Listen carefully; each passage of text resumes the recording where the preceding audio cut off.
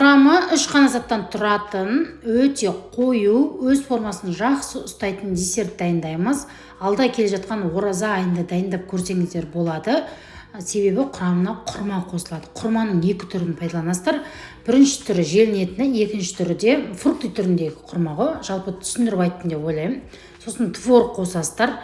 Барлығын блендермен жақсылап тұрып езіп аласыздар. Осындай өте дәмді қою масса шығады.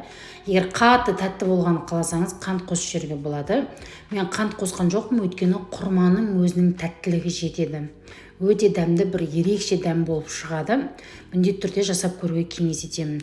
Үстіне банан, немесе жаңғақ, немесе неше түрлі дәндермен әсемдеп жеуге болады. Біз әрқашан отбасымызбен Beta Kenya Dream Gold шайын ішеміз. Құрамында мүлде бояғыштары жоқ, кениялық тропикалық шай.